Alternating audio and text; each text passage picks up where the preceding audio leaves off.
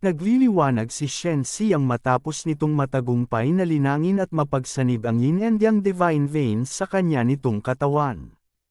Habang namamangha sa bago nitong kapangyarihan, sinasabi nito sa kanya nitong isipan na, ito ay, ang pakiramdam ng magkaroon ng divine veins, na ang enerhiya ay tila lumalabas sa kanya nitong katawan.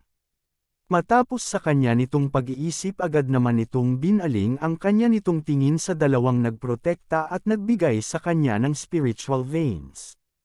At taos puso itong nagpasalamat para sa pagsakripisyo nito, ng kanilang mga buhay para mabigyan siya ng sapat na oras. Habang turo-turo pa ni Sumiyaw ang kinaroroonan ng halimaw, masaya nitong sinabi na, "Little brat, nasubukan itong labanan ang halimaw para malaman nito ang lakas ng yin and yang divine veins." Nang makatayo at habang nahihilo ang poging T-Rex, agad uli itong sumugod sa kinaroroonan ni Sumiyaw at Baiyuyo. Nang makita ito ni Shen Xiang, agad rin itong pumunta sa dalawang babae at mahigpit nitong hinawakan sa magkabilang baywang. At tumalon ito papalayo sa halimaw para maging dahilan upang sumalpok ang ulo ng halimaw sa mga bato. Ang lupit talaga ng Shen Xiang natin, hehe. Habang nakatayo sa mataas at malaking bato, sinabi ni Shen Xiang sa kanilang dalawa, naligtas na sila dito, habang lalabanan naman ito ang halimaw. At bumaba na nga ito ng mabilis patungo sa halimaw habang sumisigaw naman ang dalawa na makakaya niya ito. Hindi naman makapaniwala si Shen Xiang na ang bilis at lakas ng talon ay maraming beses na mas malakas at mabilis kaysa sa dati nito. Nang makalapit na nga ito sa halimaw, malakas nitong sinigaw na susubukan muna nito ang lakas ng kanya nitong kamao. Dahil sa sobrang bilis ng mga pangyayari, hindi na nga magawa pang makaiwas ng halimaw at tinamaan na nga ito. Agad namang gumawa ng distansya si Shen Xiang nang makita nitong walang epekto ang suntok nito. Agad namang inipon ng halimaw ang kanya nitong chi, papunta sa ilong nito at ilang saglit pa ay nagpakawala na nga ito ng kanya nitong sipon na sinamahan pa nito ng chi. Hist kada smakman. Patuloy naman itong iniiwasan ni Shen Xiang at sinabi nito na bakit itong halimaw na ito ay ang hirap kalabanan, habang paspas ito sa kanya nitong pagtakbo na nag-iiwan ng alikabok sa likod nito. Nang makita ni Su Meiyaw ang nangyayari, naiinis ito at malakas nito sinigawan si Shen Xiang na kahit ang halimaw ay kaya nitong makagamit ng sarili nitong true chi, pero siyang stupid boy, ay gumagamit lamang ng malakas na puwersa. Nang mapagtanto ito ni Shen Xiang, agad naman itong nagpakawa ng kanya nitong gininto ang chi. Dahil ngayon hindi lang malakas na puwersa ang may meron siya. At nagpalaglag na nga ito papunta sa kinalalagyan ng halimaw, habang ramdam nito ang kanya nitong orang mabilis na dumadaloy sa lahat ng kanya nitong meridian at para na itong sisabog. At hinanda na nga nito ang kanya nitong kamao na nababalutan ng kanya nitong true chi, habang hinahamon pa nito ang Demon Beast para makipagsabayan sa kanya. Pinabalik naman ng halimaw ang nilabas nitong mga sipon at inipon nito sa bunganga nito.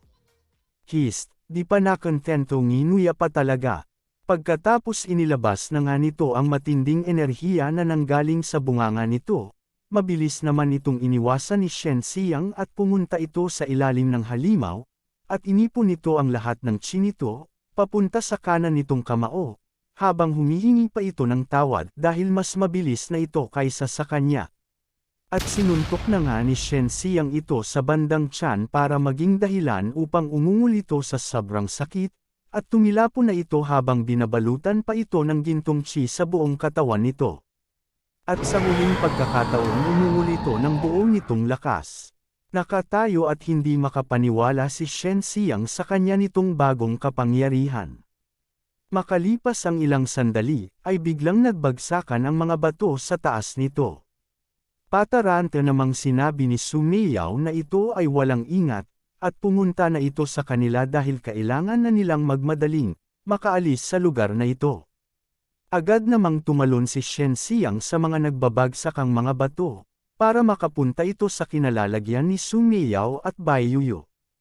Nang makalapit agad nitong sinabing ilalabas niya, silang dalawa mula rito. Hindi naman nag-aksaya ng panahon si Su Meiyao at ibinigay nito ang isang singsing, ang kailangan lang nitong gawin ay lagyan ito ng kanya nitong dugo, para kilalanin siya nito bilang master nito. At kinagat na nga ni Shen Xiang ang kanya nitong isang doll eye. Sinabi naman ni Su Meiyao sa kanya na isa itong storage ring at ilagay nito silang dalawa sa loob nito. Ano nga ba ang storage ring? Base sa nalalaman ko, ang storage ring ay isang bagay na may malawak na espasyo sa loob nito na kahit ang tao ay pwedeng pumasok dito. Nataranta naman ang halimaw matapos nitong makita na gumuguha na ang kinalalagyan nito, at agad itong tumakbo palabas. Nang makita ng tatlo na malapit nang gumuho ang kinalalagyan nila, sinabi ni Su Meiyao sa kanilang dalawa na kailangan na nilang umalis, dahil masyado na silang nagtatagal dito.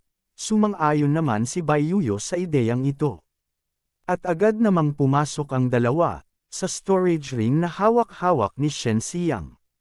Nang tuluyan nang makapasok ang dalawa, agad namang nag-Super Saiyan si Shen Xiang para mas madali silang makaalis dito.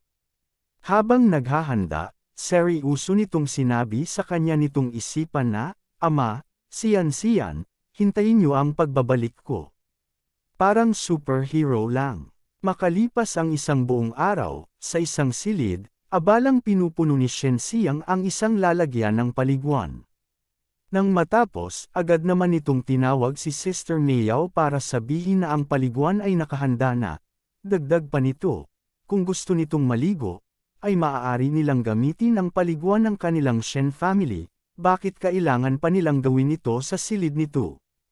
Nang makalapit, pinitik naman ni Su Meiyao ang noo nito, at sinabi sa kanya na little brat, kailangan ang kanilang pagkakakilanlan ay hindi malaman ng kahit na sino man, kung hindi, ito rin ang magiging dahilan ng kanya nitong kamatayan. Habang inaalis na ni Su Meiyao ang damit nito, nagpapasalamat ito. Nasa wakas ay makakapaligo na rin sila.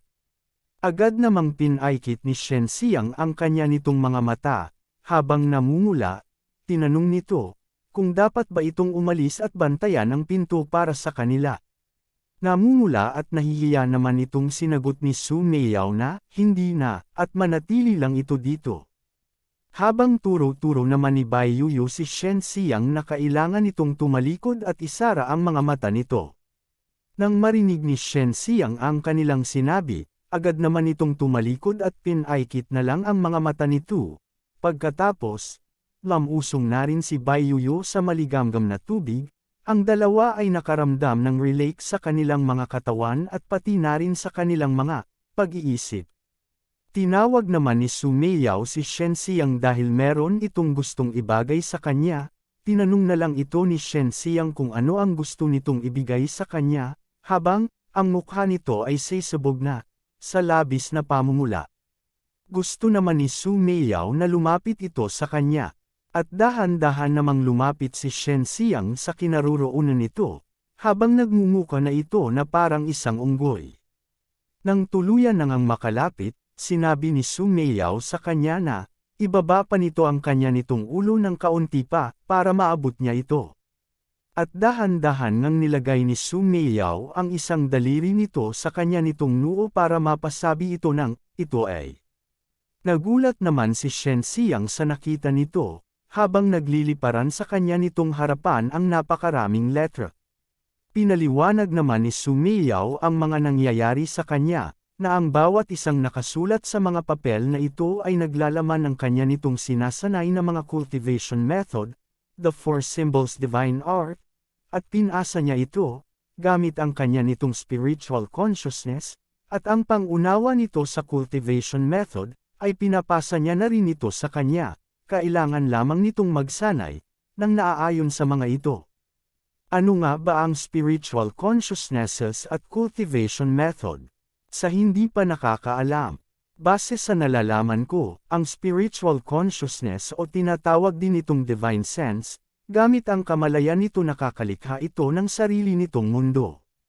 Ang cultivation method ay naglalaman ng mga teknik at pamamaraan sa paggamit nito.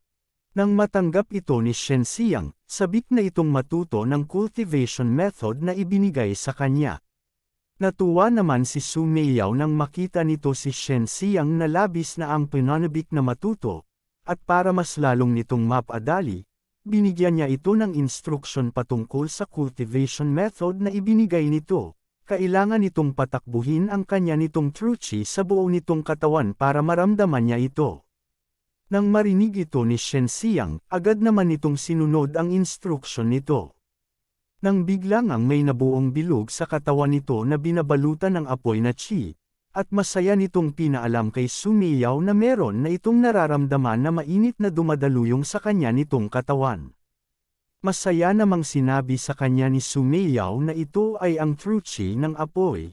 Napahanga rin ito, dahil sa mabilis niya itong nasimulan, pero kailangan nito pa ring magsanay para lubusan nitong makontrol ang kapangyarihang ito. Sinabi naman sa kanya ni Bai Yuyo na si Su Meiyao ay isang magaling na alchemist, at subukan din ito, paminsan-minsan na gamitin ang ibinigay sa kanya nitong alchemy method. Pinaalalahan niya naman ito na ang pagiging isang alchemy ay nangangailangan ng kahusayan at matinding talento, kaya wag nitong puwersahing matuto ang kanya nitong sarili. Nagulat naman si Shen Xiang nang marinig nito ang lahat ng mga sinabi sa kanya ni Bai Yuyu. Hindi ito makapaniwala na ang cultivation at heart method ay tunay ngang ipinapakita sa kanya nitong isipan, nang hindi nito mapigilan ang kanya nitong pagkamayusisa. Tinanong nito sina Bai Yuyu at Su Meiyao kung ang lahat na ipinasa sa kanya nitong isipan ay nasa 8th level of the mortal martial realm, at hindi ito makapaniwala na ang lahat ng mga iyon ay kayang ipasa sa kanya gamit lamang ang divine sense. At bigla nitong napagtanto na hindi lamang ito nasa 8th level of mortal martial realm na maari pa itong nasa 9th level o higit pa. Nagagalak naman si Su Meiyao na kaya nitong mahulaan na hindi lamang ito na nasa 8th level of the mortal martial realm. Nang mapansin ito ni Shen Xiang, masaya nitong sinabi kung tama ba ito. At ipinaliwanag na nga dito ni Su Meiyao sa kanya, galing sa pagiging isang little brat tinawag niya itong little brother, hehe. Kailangan nitong malaman na hindi lang ang mortal martial realm ang pinakatuktok ng kanilang cultivation, na meron pang mas malalakas na realm sa ibabaw nito, isa na dito ang true martial realm, nirvana realm at marami pa. At ang kanila nitong mundong Shenwu continent, kung saan si Shen Xiang namumuhay ay para lang itong isang patak ng tubig sa napakalawak nitong karagatan ng buong martial arts world. Ang dami pa pala, baka sa sobrang tagal ng manhwang ito, puno na ang storage ko, hehe. Nag-aalala namang sinabi ni Bai Yuyu sa kanya, na ang mga kalaban nila ay kaya nitong puksain ang pinakamalalakas sa mundong ito gamit lamang ng pag-snap o lag-itik ng kanila nitong daliri lamang, kaya hindi maaring ibunyag ang kanila nitong kinalalagyan sa kahit sinuman, kasama na dito ang mga mahal nito sa buhay. Hindi naman makapaniwala si Shen Xiang sa mga marinig nito, na ang buong akala nito ay ang 9th level of mortal martial realm na master ay ang wala ng kapantay pagdating sa labanan, at ito ay isa lang palang mahina pagdating sa kanila. Napangiti naman si Su Meiyao nang malaman na ito ni Shen Xiang. Habang turo-turo pa nito ang kanya nitong noo, masaya pa nitong sinabi na wag itong mag-alala. Ngayon meron na itong yin and yang divine veins sa kanya nitong katawan, at pati na rin ang pagiging isang alchemy. Ang kailangan lang nitong gawin ay sanayin nitong mabuti. At may pag-asa rin, na siya ay magiging isang god of the martial arts world. At sana may pag-asa rin tayo na tapusin ito, hanggang sa dulo, hehe.